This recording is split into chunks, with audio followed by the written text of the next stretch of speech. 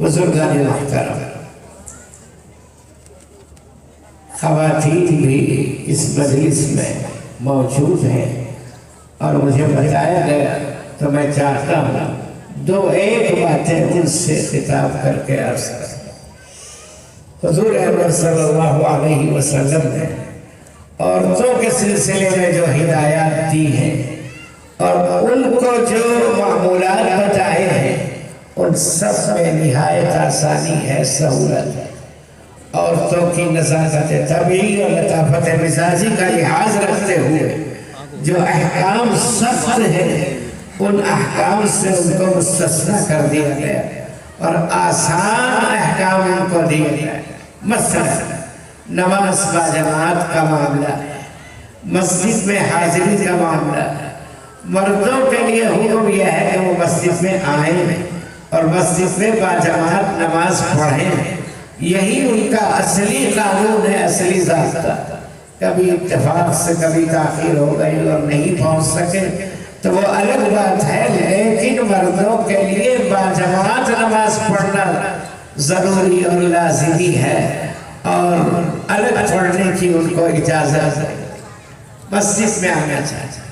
لیکن عورتوں کے لیے سہولت دی گئی، آسانی عطا فرمائی گئی اور فرما دیا گیا کہ تمہیں زحمت کرنے کی ضرورت نہیں ہے، تم مسجد کی آمد سے مستثنیٰ ہو، تم گھر میں نماز پڑھ لینا، تمہارے لیے یہ سہولت ہے، آسانی دی گئی۔ اب بعض عورتوں کو خیال آتا ہے کہ ہمیں کیوں روکا جاتا ہے اور کیوں منع کیا جاتا ہے۔ منع نہیں کیا جاتا، کیوں منع کیا جائے گا؟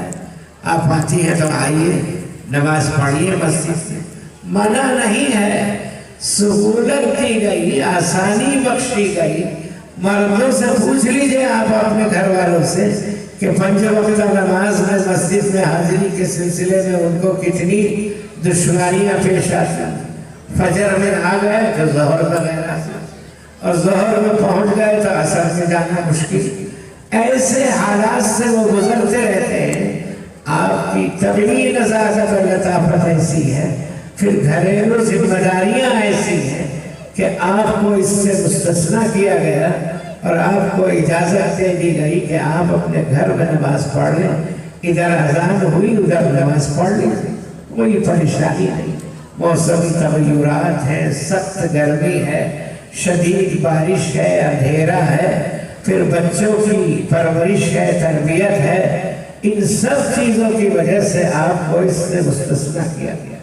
تو جو احکام عورتوں کے لیے خاص ہیں اس کے بارے میں سوچنے کا انداز بدلنے کی ضرورت ہے۔ منع نہیں کیا جا رہا ہے، گنجائش دی جا رہی ہے، سہولت دی جا رہی ہے اور آپ اس سہولت سے فائدہ اٹھائیں۔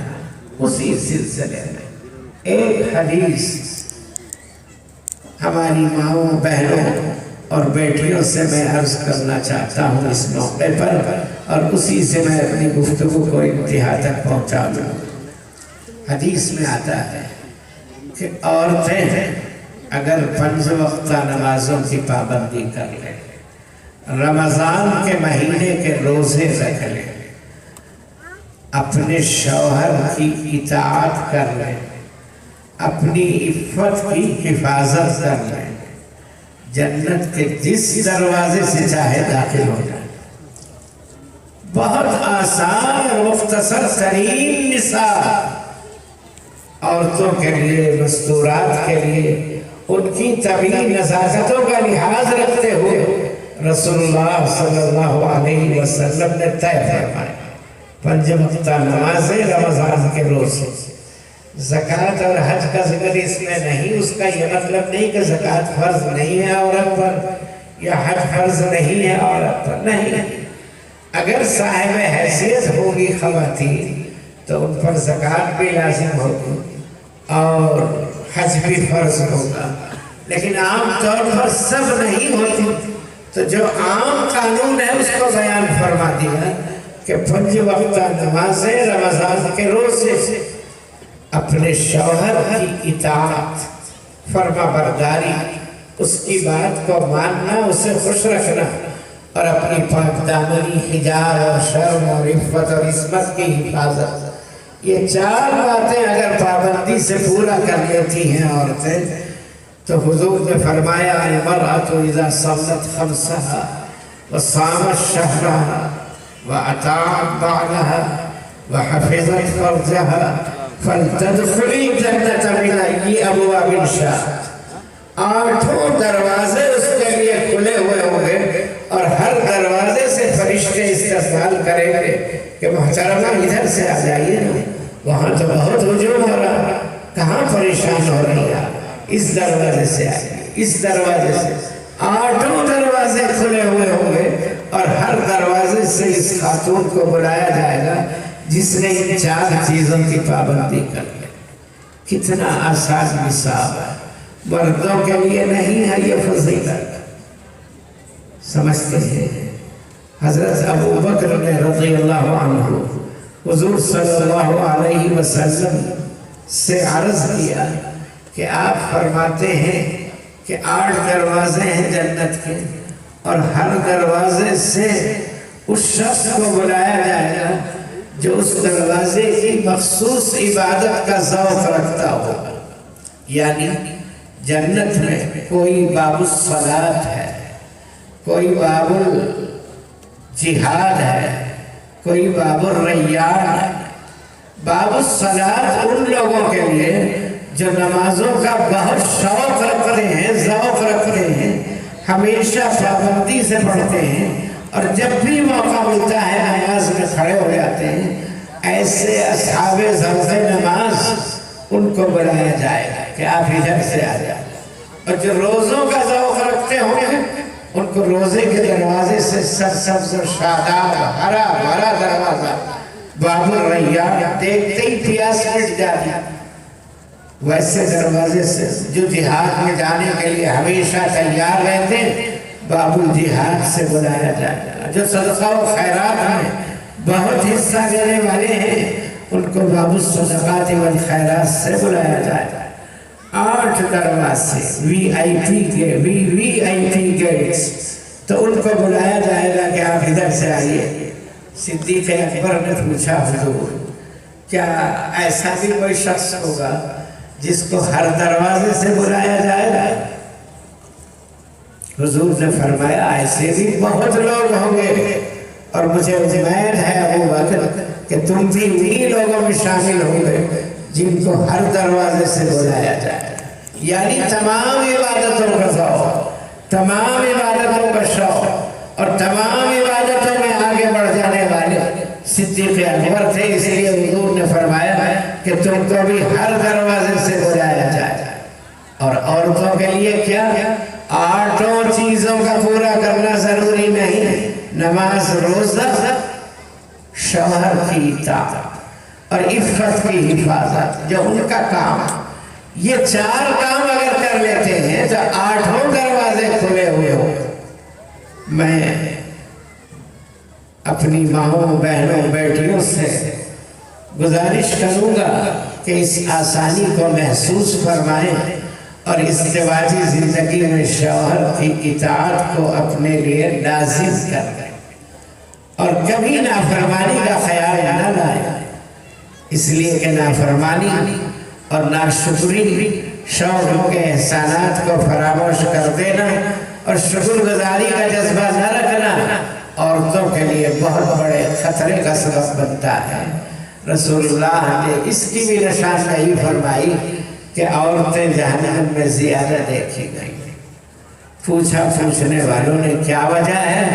فرمایا کفران نعمت کرتی ہے، شوہروں کی ناشکری کرتی ہے، بھول جاتی ہے سب احسانات، کوئی ایک بات اچانک ان کے طبع نازک کے خلاف پیش آ جاتی ہے تو پہلے سے جتنے احسانات تھے وہ سب فراموش ہو جاتے ہیں۔ رسول اللہ صلی اللہ علیہ وسلم نے حدیث پاک میں ارشاد فرمایا اریت النار فاذا اکثر اہلها النساء یکفرن قیل یکفرن باللہ قال یکفرن العشیر ویکفرن الاحسان لو احسنت الى احداهن الدهر ثم رأت منك شيئا قالت ما رأيت منك خیرا قط، حضور نے فرمایا کہ مجھے جہنم کے مناظر دکھائے گئے، عورتوں سے کوئی گستاخی مقصود نہیں ہے۔ غور کرے رسول اللہ کا ارشاد گرامی، مجھے جہنم کے مناظر دکھائے گئے اور میں نے دیکھا کہ اس میں عورتوں کی تعداد مردوں کے مقابلے میں زیادہ ہے۔ وجہ کیا ہے؟ ناشکری، ناسپاسی، شوہر کے احسانات کو فراموش کر دینا، یاد نہ رکھنا، انکار کر دینا۔ فرمایا حضور انور صلی اللہ علیہ وسلم نے اگر ان کے ساتھ زندگی بھر اچھا برتاؤ کرتے رہو، ان کی ہر فرمائش پوری کرتے رہو، ان کے چشم و ابرو کے اشاروں پر چلتے رہو، لیکن اگر کبھی کوئی ایک بار ان کے طبع نازک کے خلاف آپ سے سرزد ہو گئی تو وہ صاف کہہ دے گی کہ اس گھر میں آ کر تو میری قسمت ہی پھوٹ گئی، کس کے پلے باندھ دیا میرے ماں باپ نے، کہاں پہنچا۔ یہ ان کی نزاکت طبیعت، تأثر کی شدت ہے کہ اس وقت جو بات ان کے طبیعت کے خلاف ہو گئی ساری چیزوں کو فراموش کرنے پر مجبور کر دیتے۔ تو حضور نے فرمایا شوہر کی اطاعت، عفت کی، عصمت کی حفاظت، نماز کی پابندی اور روزوں کی پابندی عورت کو ہر دروازے سے جانے کا استحقاق دلاتا۔ صدیق اکبر بھی ایسے ہی جو ہر عبادت کا شوق رکھتے۔ بزرگان محترم، میں اپنے بارے میں کیا سوچوں، آپ اپنے بارے میں غور کریں۔ ہمارا کیا حال، ہمارا کیا حال؟ کسی دروازے پر ہم پہنچے اور فرشتے نہایت محذب، شریف نفس، بہت ہی مؤدب کہیں گے کہ جناب ذرا دوسرا دروازہ دیکھیے، یہ تو روزے کا دروازہ ہے۔ آپ کو تو شعبان کے آخر میں سر میں درد ہو جاتا تھا اور آپ ڈاکٹر کے پاس چلے جاتے تھے اور ڈاکٹر آپ کو سرٹیفکیٹ دے دیتا تھا کہ روزہ رکھنا آپ کے لیے سخت مضر ہے، آپ روزہ نہ رکھیں۔ تو ہر رمضان میں آپ یہ کرتے تھے، یہ تو چھوڑیے، راستہ ہٹیے جناب، کوئی دوسرا راستہ دیکھیے، یہ تو روزہ داروں کا دروازہ، ادھر گئے۔ نماز کا دروازہ، کہاں آپ نماز پڑھتے تھے؟ 5 وقتہ نمازوں کی پابندی نہیں، فجر میں آئے تو ظہر میں نہیں، ظہر میں آئے تو عصر میں نہیں، تو وہاں بھی فرشت۔ اگر ہر دروازے سے فرشتوں نے ادب کے ساتھ معذرت کر لی کہ یہ دروازہ آپ کے لیے نہیں جناب، کوئی دوسرا دروازہ دیکھیے، تو ہم کہاں جائیں، کیسے جائیں؟ اس لیے کوئی نہ کوئی ایک عبادت صحیح، اس میں کمال پیدا کیجیے، اس میں تخصص پیدا کیجیے۔ نماز کی شدید پابندی یا روزے کا شدید ذوق یا صدقہ و خیرات میں بہت زیادہ حصہ ہے، تو کوئی نہ کوئی ایک عبادت ایسی ہو جس میں ہم کہیں کہ یہ میرا استحقاق ہے، میں نماز کے دروازے سے جاؤں گا، تو فرشتے آپ کو بلائیں۔ اور اگر ہر دروازے سے معذرت کر لی گئی تو پھر ہمارا عالم کیا ہو؟ ہم کو اور آپ کو عورتیں نہیں، عورتوں کے لیے تو بہت آسان ہے، ہمارے لیے نہیں ہے یہ آسان۔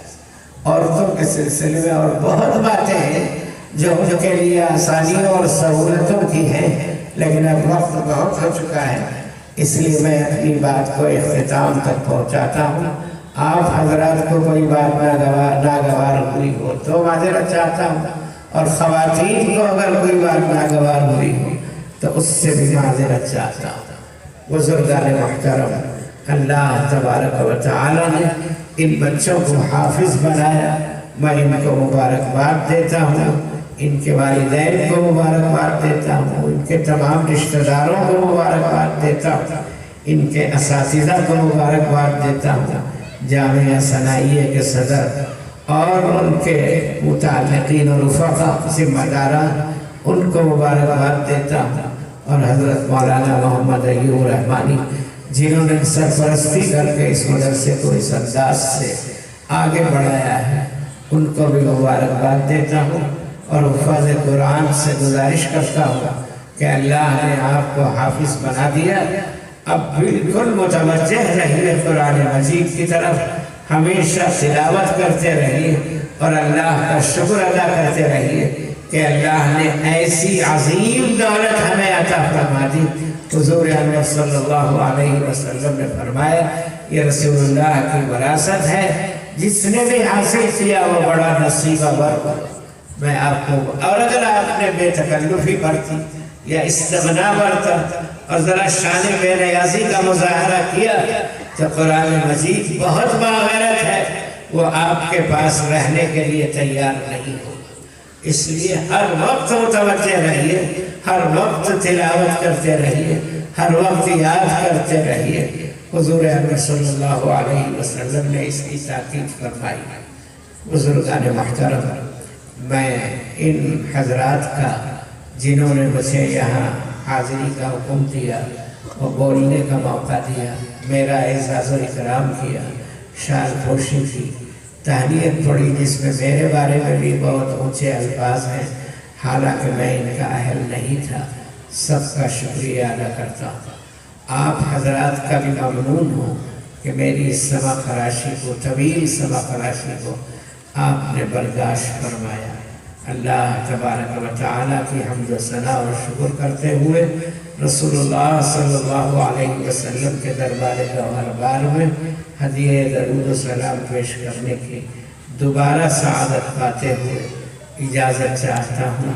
وآخر دعوانا الحمدللہ رب العالمین۔